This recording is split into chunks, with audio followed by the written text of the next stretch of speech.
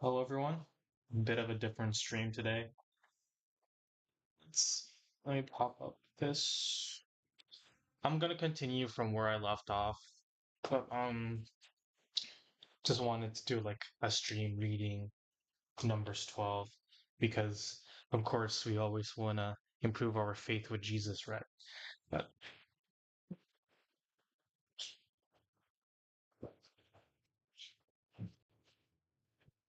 what I wanna do this first. I have my own physical book, so I could read along, but the text is here.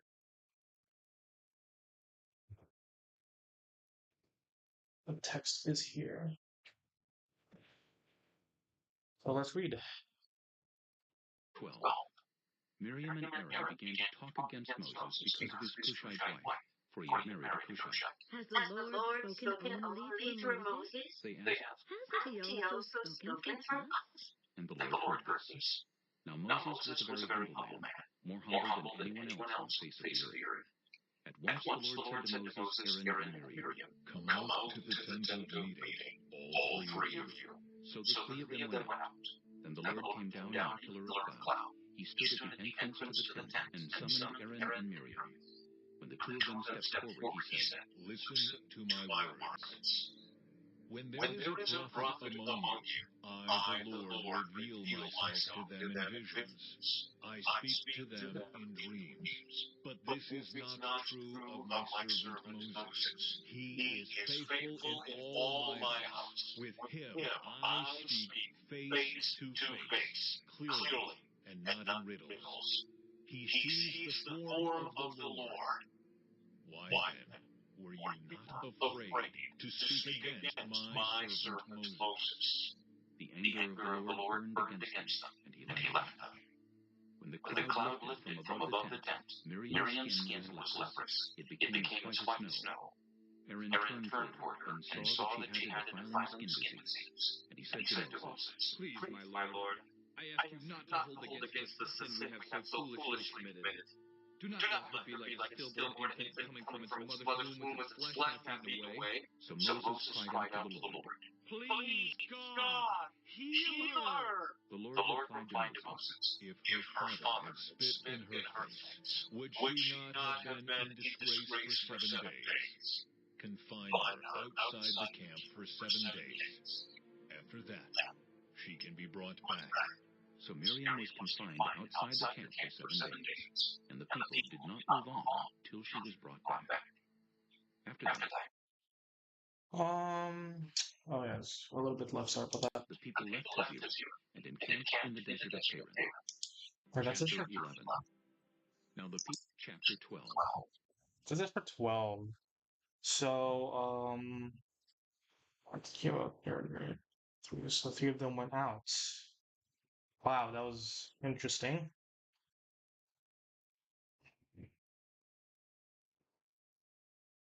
And the Lord is really something, right? But we'll keep going. Well, sometimes I can't comprehend what's going on. I mean, I know it's something for us not to fully understand, but as a young guy trying to read the Bible, I am gonna reread this whole thing. So I'm probably gonna dedicate like a little series for that when I do reread it. But yeah, let's go to 13, I guess. Chapter 13. The Lord said to Moses, Send some men to explore the land of Canaan, which I am giving to the Israelites. From each ancestral tribe, send one of its leaders. So at the Lord's command, Moses sent them out from the desert of Paran. All of them were leaders of the Israelites. These are their names. From the tribe of Reuben, Shemuel, son of Zachar. From the tribe of Simeon, Shaphat, son of Hori. From the tribe of Judah, Caleb, son of Jephunneh. From the tribe of Issachar, Igal, son of Joseph. From the tribe of Ephraim, Hoshea, son of Nun. From the tribe of Benjamin, Palti, son of Raphi. From the tribe of Zebulun, Gaddiel, son of Sodai. From the tribe of Manasseh, a tribe of Joseph, Gadai, son of Susa. From the tribe of Dan, Amiel, son of Gamaliel. From the tribe of Asher, Sether, son of Michael. From the tribe of Naphtali, Nabai, son of Vophsi. From the tribe of Gad, Geuel, son of Machi. These are the names of the men Moses sent to explore the land. Moses gave Hoshea, son of Nun, the name Joshua. When Moses sent them to explore Canaan, he said, Go up through the Negev and on into the hill country. See what the land is like, and whether the people who live there are strong or weak, few or many. What kind of land do they live in? Is it good or bad? What kind of towns do they live in? Are they unwalled or fortified? How is the soil? Is it fertile or poor? Are there trees in it or not? Do your best to bring back some of the fruit of the land. it was the season for the first ripe grapes. So they went up and explored the land from the desert of Zin as far as Rehob toward Lebo-Hamath. They went up through the Negev and came to Hebron, where Ahiman, Sheshai, and Talmai, the descendants of Anak, lived. Hebron had been built 7 years before Zoan in Egypt. When they reached the valley of Eshcol, they cut off a branch bearing a single cluster of grapes. 2 of them carried it on a pole between them, along with some pomegranates and figs.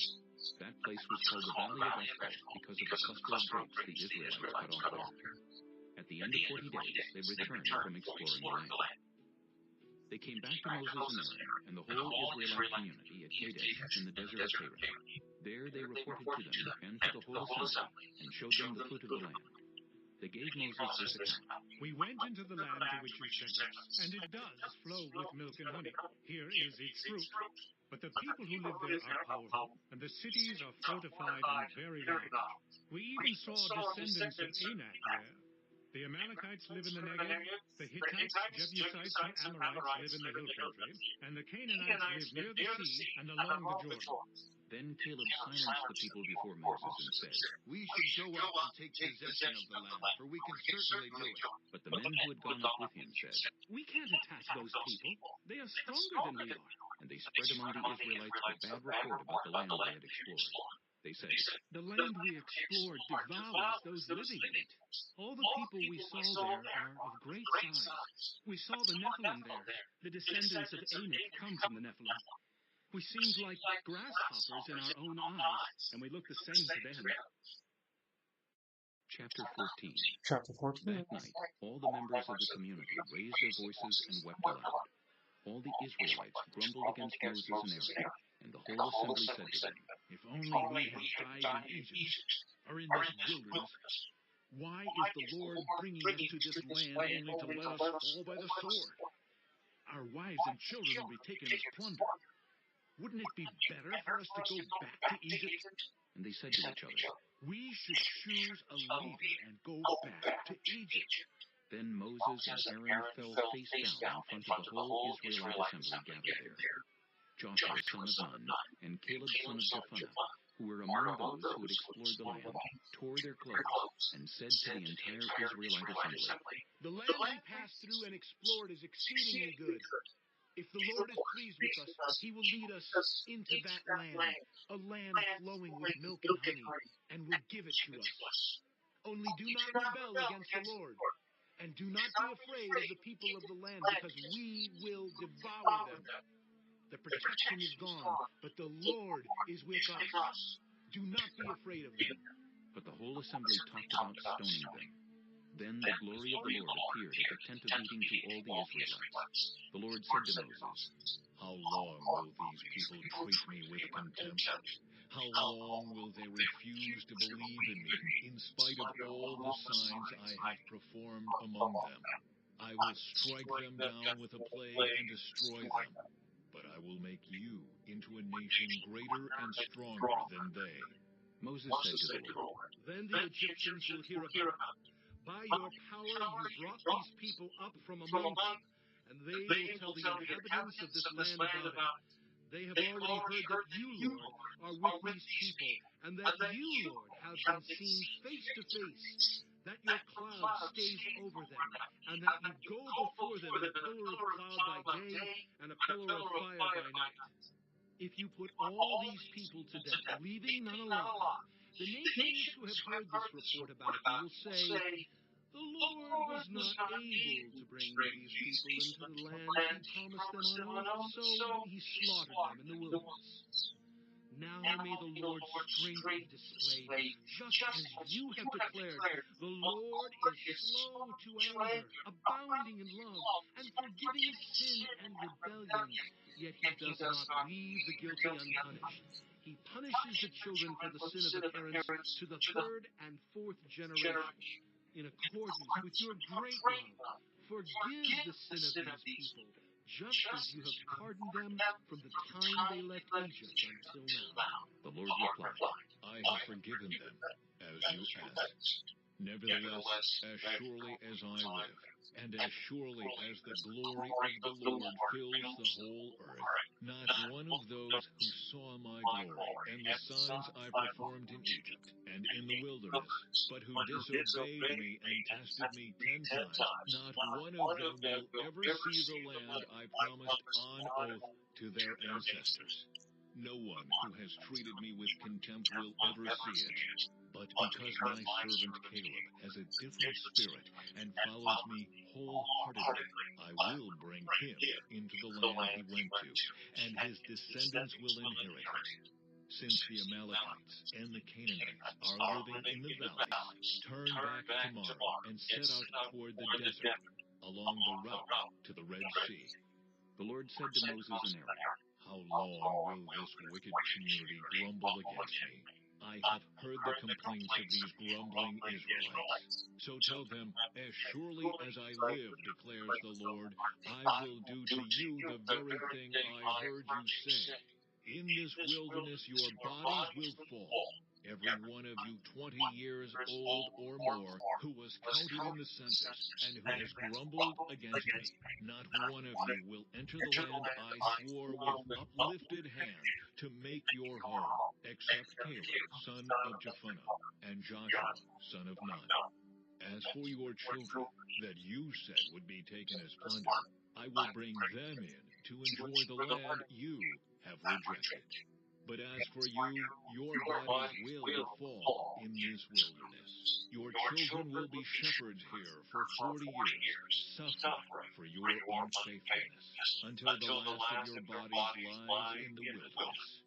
For 40 years, 1 year for each of the 40 days you explore the land, you will suffer for your sins and know what it is like to have me against you. I, the Lord, have spoken. And I will surely do these things to this whole wicked community which has banded together against me. They will meet their end in this wilderness. Here they will die. So the men Moses had sent to explore the land returned and made the whole community grumble against him by spreading a bad report about it. These men who were responsible for spreading the bad report about the land were struck down and died of a plague before the Lord. Of the men who went to explore the land, only Joshua son of Nun and Caleb son of Jephunneh survived. When Moses reported this to all the Israelites, they mourned bitterly. Early the next morning they set out for the highest point in the hill country, saying, Now we are ready to go up to the land the Lord promised. Surely we have sinned. but Moses said, Why are you disobeying the Lord's command? This will not succeed. Do not go up, because the Lord is not with you. You will be defeated by your enemies, for the Amalekites and the Canaanites will face you there. Because you have turned away from the Lord, he will not be with you, and you will fall by the sword. Nevertheless, in their presumption they went up toward the highest point in the hill country, though neither Moses nor the ark of the Lord's covenant moved from the camp. Then the Amalekites and the Canaanites who lived in that hill country came down and attacked them, and beat them down all the way to Hormah. All right, that's it for 14. And that really comes to show that God doesn't change for anybody. When he sets his plan in motion, he is going to do it. And as and the part where people refuse to listen and believe in him, that reminds me of myself back then, that before I thought the Lord wasn't real, right? I thought I could live the life I wanted to live, but it really comes to show that God always provided for us no matter what. He always sets things for us, right? But I don't know. I still get mixed up with some things, but um it's very, very interesting ever since I started. But we're gonna hit chapter 15 on Numbers. I hope to finish Numbers by the end of this stream, but I think I will, right? Then I'm gonna go work out, of course. But yeah, it's good to get over Numbers. Then I think after Numbers is Deuteronomy. I don't know how to pronounce that. I'm sorry. But yeah. There's so much things. I have to really reread this whole thing after a few reads. So yeah, let's continue. And sorry if it's just an audiobook. You could just sit back and listen. And yeah, that's what I usually do. But yeah, this is gonna be a legit a patience test for me and for many people. But it's okay. I that's that's the faith we choose, right? We have to stick with it. So let's go. Chapter 15. The Lord said to Moses, Speak to the Israelites, and say to them, After you enter the land I am giving you as a home, and you present to the Lord food offerings from the herd or the flock, as an aroma pleasing to the Lord, whether burnt offerings or sacrifices, for special vows or freewill offerings or festival offerings.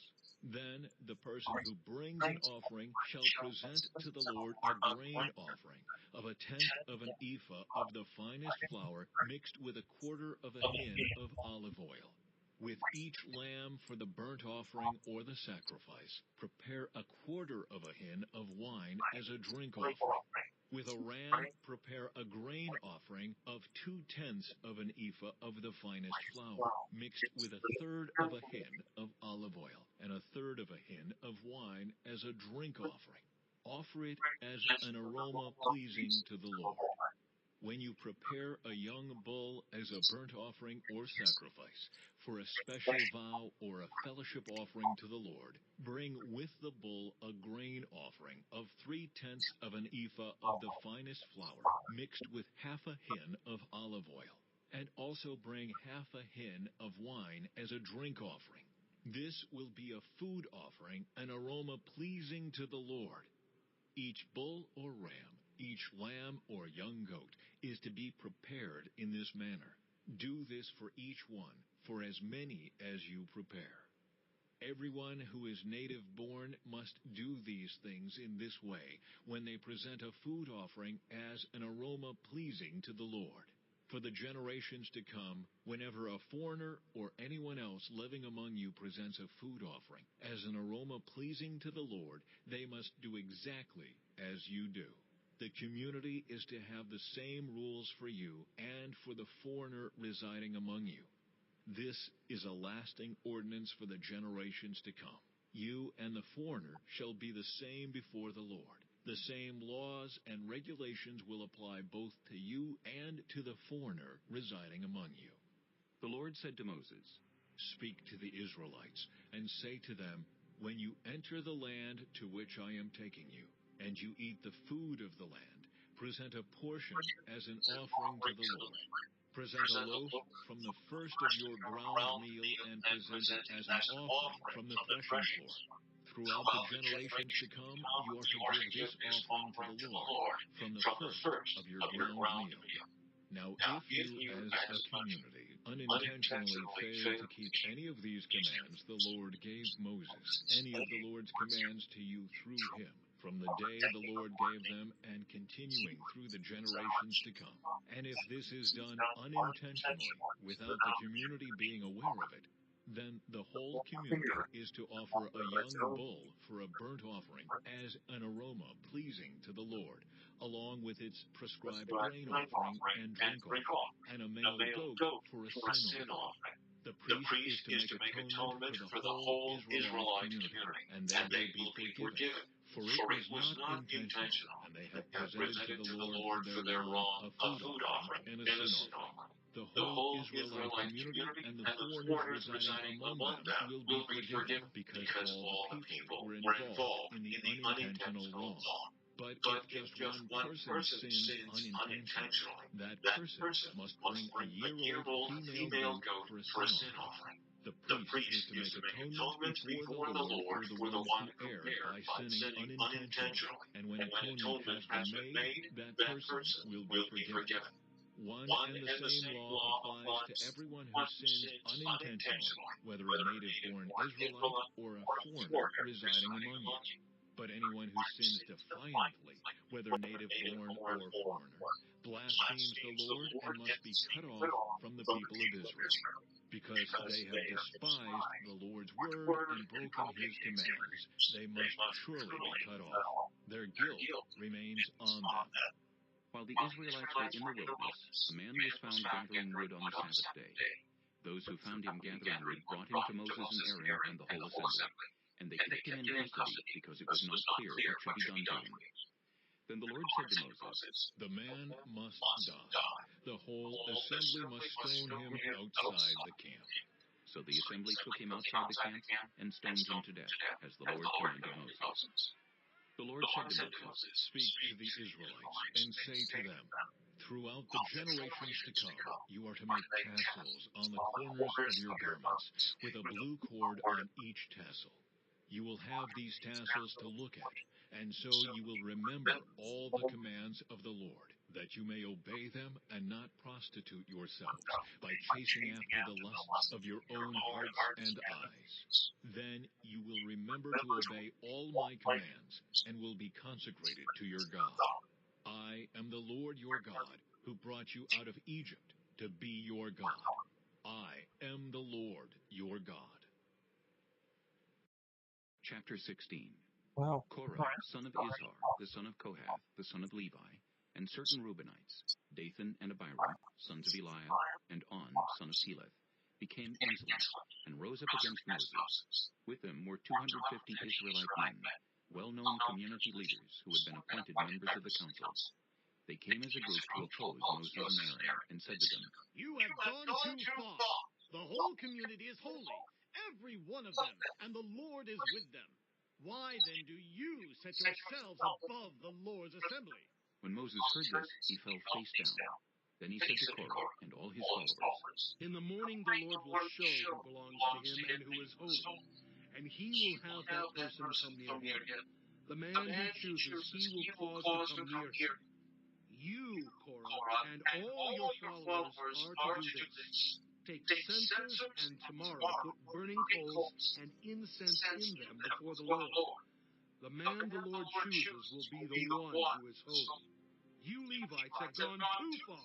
Moses also said to Korah, Now listen, you Levites. Isn't it enough for you that the God of Israel has separated you from the rest of the Israelite community and brought you near himself to do the work at the Lord's tabernacle and to stand before the community and minister to them?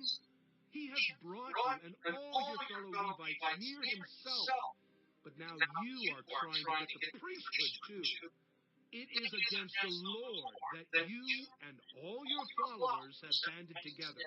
Who is Aaron that you should grumble against him? Then Moses summoned Dathan and Abiram, the sons of Eliab.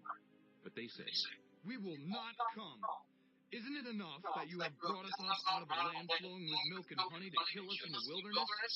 And now you also want to lord it over us? Moreover, you haven't brought us into a land flowing with milk and honey, or given us an inheritance of fields and vineyards. Do you want to treat these men like slaves? No, we will not come.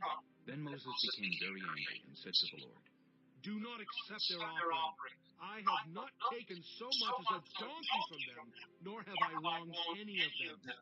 Moses said to Korah, You and all your followers are to appear before the Lord tomorrow.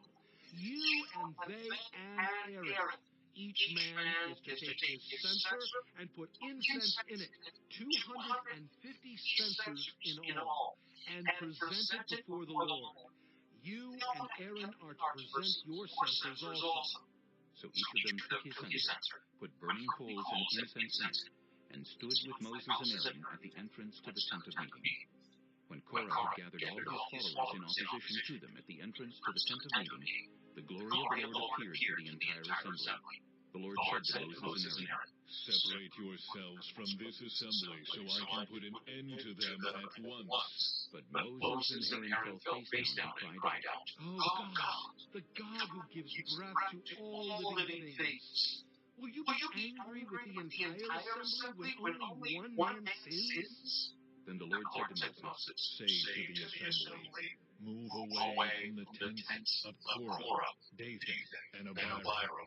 Moses got up and went to Dathan and Abiram, and the elders of Israel followed him. He warned the assembly, Move back from the tents of these wicked men.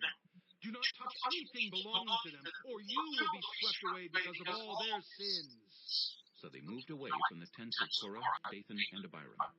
Dathan and Abiram had come out and were standing with their wives, children, and little ones at the entrances to their tents. Then Moses said, This is how you will know that the Lord has sent me to do all these things, and that it was not my idea. If these men die a natural death and suffer the fate of all mankind, then the Lord has not sent me. But if the Lord brings about something totally new, and the earth opens its mouth and swallows them with everything that belongs to them, and they go down alive into the realm of the dead, then you will know that these men have treated the Lord with contempt. As soon as he finished saying all this, the ground under them split apart, and the earth opened its mouth and swallowed them and their households, and all those associated with Korah, together with their possessions. They went down alive into the realm of the dead, with everything they owned. The earth closed over them, and they perished and were gone from the community.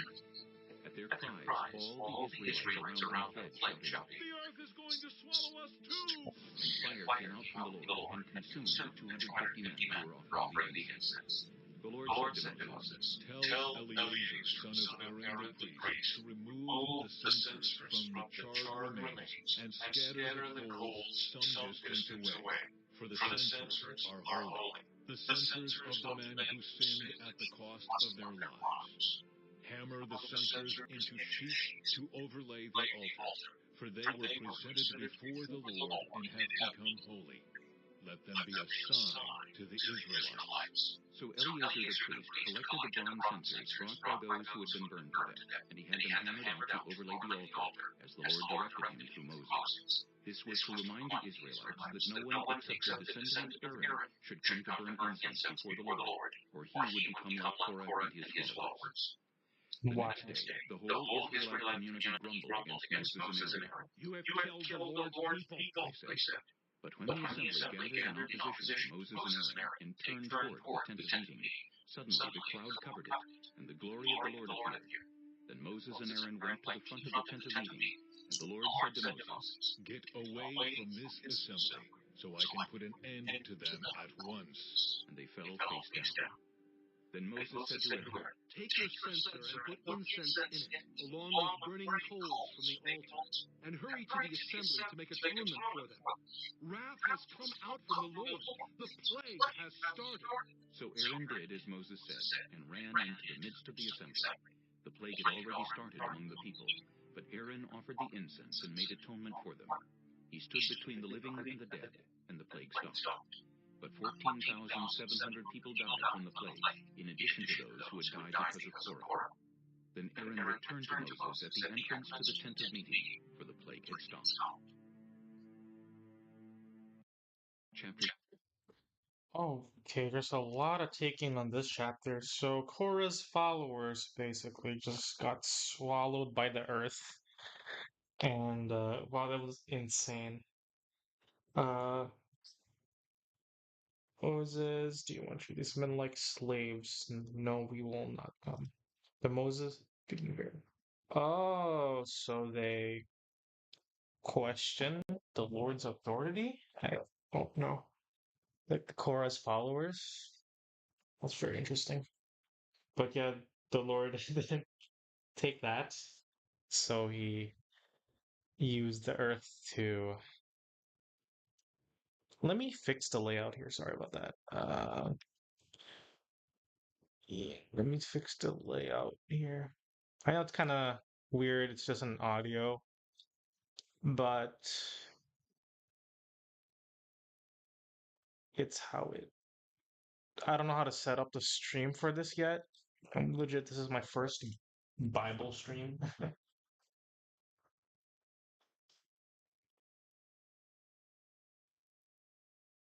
But if you guys could just sit and watch, I know it's kind of like a thing that people are not used to anymore. People are used to like a video format, but something different.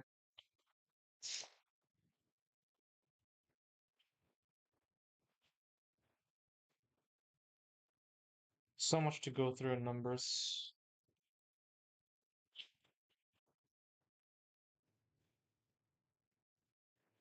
2, 3, 4. Okay. I actually like how detailed these books are.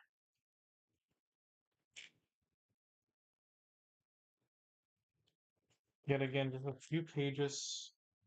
I think we could get numbers by done by 7 in my time. So let's go. Let's go ahead to do that. This is my. Sorry if this is kind of weird right now. All right. So Numbers chapter 17. Let's get to it. 17. The Lord said to Moses, Speak to the Israelites and get 12 staffs from them, one from the leader of each of their ancestral tribes.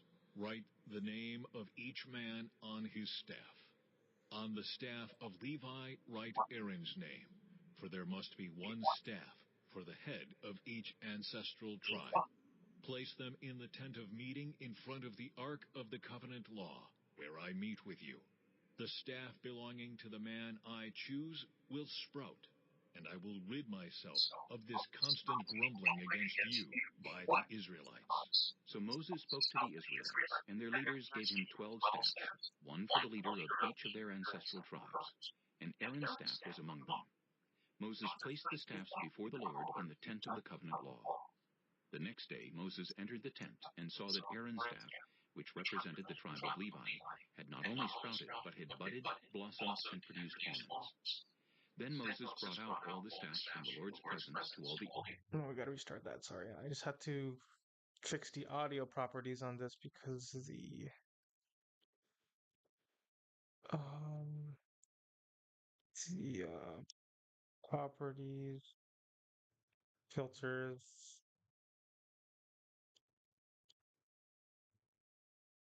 noise suppression. Yeah, it's picking up. It's picking up the book for some reason. Sorry about that, but it's Chapter 16. Korah, son of Izhar, the son of Kohath, the son of... Chapter 17. yeah, 17. The Lord said to Moses, Speak to the Israelites and get 12 staffs from them, one from the leader of each of their ancestral tribes. Write the name of each man on his staff. On the staff of Levi, write Aaron's name, for there must be one staff for the head of each ancestral tribe. Place them in the tent of meeting in front of the ark of the covenant law, where I meet with you. The staff belonging to the man I choose will sprout, and I will rid myself of this constant grumbling against you by the Israelites. So Moses spoke to the Israelites, and their leaders gave him 12 staffs, one for the leader of each of their ancestral tribes. And Aaron's staff was among them. Moses placed the staffs before the Lord in the tent of the covenant law. The next day Moses entered the tent and saw that Aaron's staff, which represented the tribe of Levi, had not only sprouted, but had budded, blossomed, and produced almonds. Then Moses brought out all the staffs from the Lord's presence to all the Israelites. They looked at them, and each of the leaders took his own staff. The Lord said to Moses, Put back Aaron's staff in front of the ark of the covenant law, to be kept as a sign to the rebellious. This will put an end to their grumbling against me, so that they will not die. Moses did just as the Lord commanded him. The Israelites said to Moses, "We will die. We are lost. We are all lost. Anyone who even comes near the tabernacle of the Lord will die. Are we all going to die?" Chapter 18.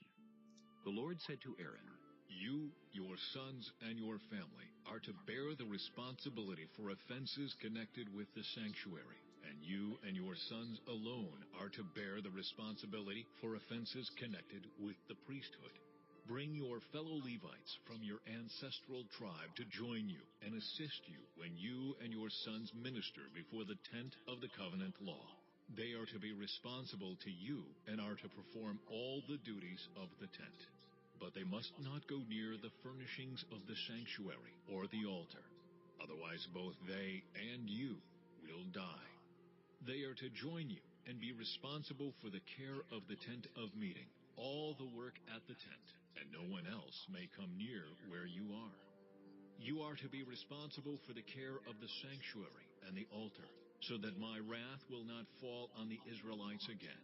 I myself have selected your fellow Levites from among the Israelites as a gift to you, dedicated to the Lord to do the work at the tent of meeting. But only you and your sons may serve as priests in connection with everything at the altar and inside the curtain.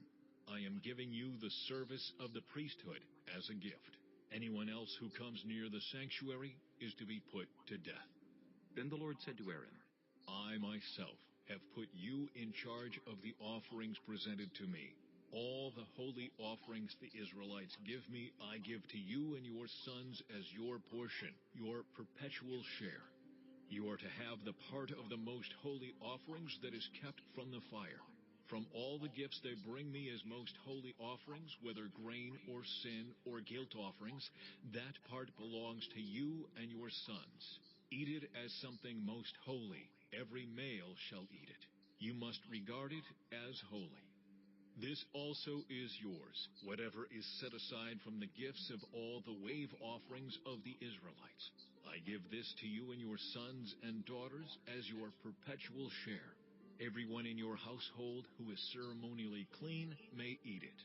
I give you all the finest olive oil and all the finest new wine and grain they give the Lord as the first fruits of their harvest. All the land's first fruits that they bring to the Lord will be yours. Everyone in your household who is ceremonially clean may eat it. Everything in Israel that is devoted to the Lord is yours. The first offspring of every womb, both human and animal, that is offered to the Lord is yours. But you must redeem every firstborn son and every firstborn male of unclean animals. When they are a month old, you must redeem them at the redemption price set at 5 shekels of silver, according to the sanctuary shekel, which weighs 20 gerahs. But you must not redeem the firstborn of a cow, a sheep, or a goat. They are holy.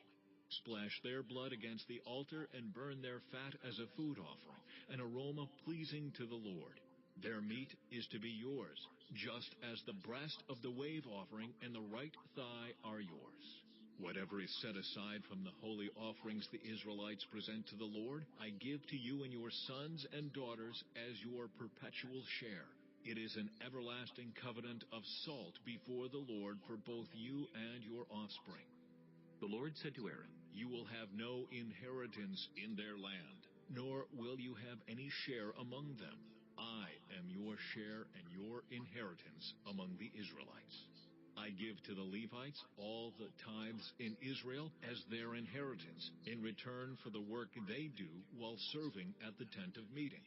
From now on, the Israelites must not go near the tent of meeting, or they will bear the consequences of their sin and will die.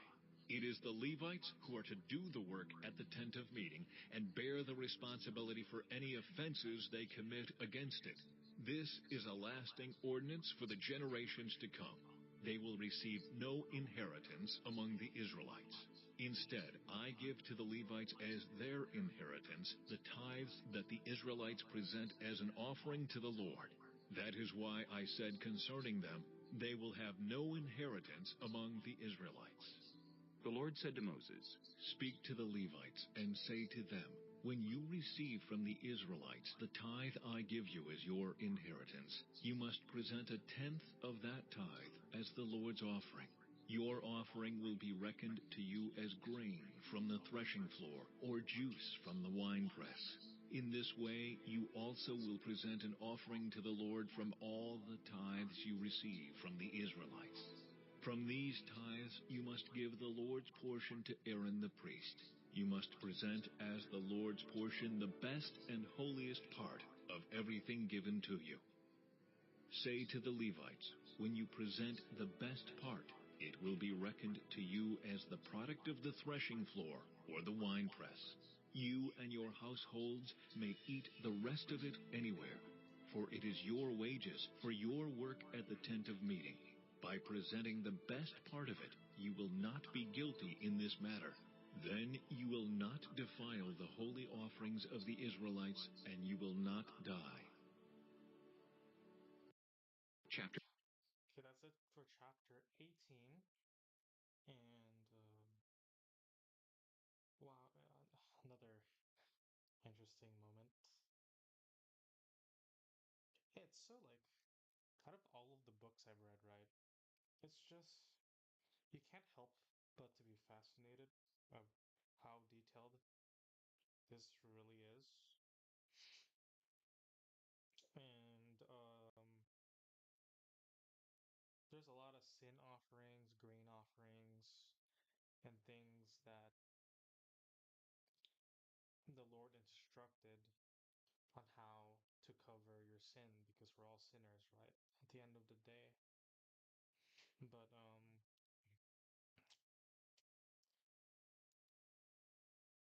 it really takes to an account how the Lord sets a certain plan in motion and then he wants it very direct. You know, there's no catches and there's no loopholes you could do to sin unconditionally, right? But I will end it here because I really need to fix this stream setup. But I did enjoy reading numbers. I didn't understand the full thing, but like I said again, I am going to reread this someday. But anyways, guys, God bless you, and I hope you guys read this for yourselves. I know this setup is kind of wonky, but it's a start.